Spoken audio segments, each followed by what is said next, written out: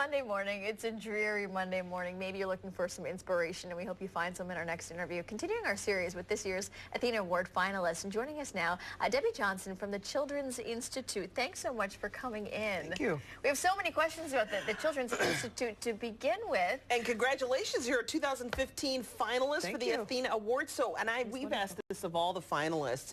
Tell me how it has been for you to be a finalist, the treatment you got. Talk about how that's been. Well, they are absolutely a wonderful organization recognizing women. RBA just really lifted us up and treated us and spoiled us rotten. Yeah. And it was great. It's also an extremely humbling experience. Mm-hmm. Just being in the company of I feel like everyone comes on and said, I was so in awe by that person and that person. Mm-hmm. And it seems like you all are in awe of one another.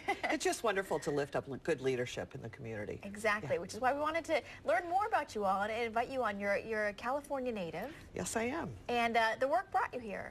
I came here over 20 years ago now just to work at the Children's Institute. Which is what? Children's Institute, other than being hard to say sometimes, it's a nonprofit that focuses on the social emotional health and development of young children.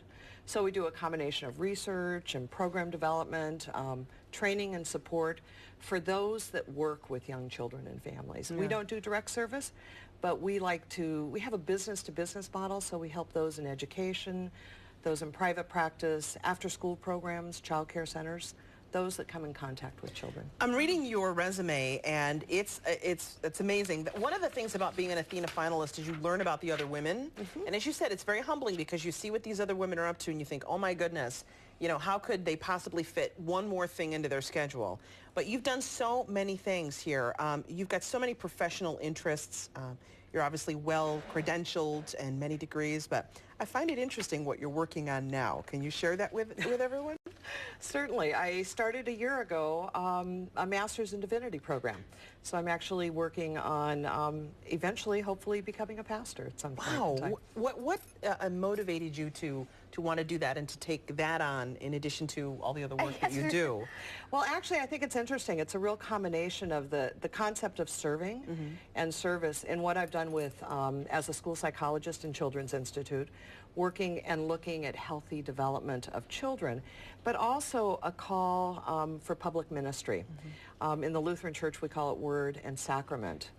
So to preach and proclaim the word and to offer the sacraments. So in many ways, they're pretty linked. It's all about service and caring and uplifting the gifts of people. Clearly one is focused on emotional and behavioral health, and one is focused on spiritual health and development. Interesting. So there's a blending of that together. Yeah. Isn't that great? And how much sleep do you get? The older I get, the more I seem to need, and the busier I am. No, how do you about balance it all? I mean, I think that's another part of the discussion of how these successful women balance it all. That's a great question.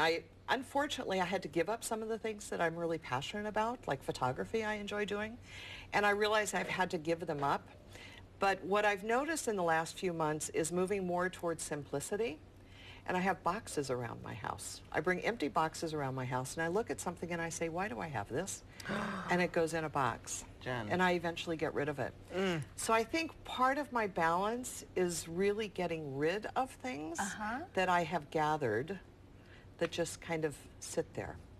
So that's my current process right now, is trying to balance things. You're our new hero. I was going to say, I'm listening to her going, could you come to my house and help me decide what to keep and what to get rid of? But I have a feeling that that means spiritually as well and emotionally as well, right? But great garage sale at Deb's house. Debbie's house. Yeah, we'll be by for your garage sale because I could use some new photos. It is such a pleasure to meet you. It's wonderful to be here. Thank you so much. And congratulations to you. Thank you. Good luck in your studies as well. Rochester's happy to have you. It's great to be here. It's a wonderful place. Good, thank you. All right, talking history coming up. Local author William Andrews are going to talk about Brockport Through Time, his book. We'll be back with that in a moment.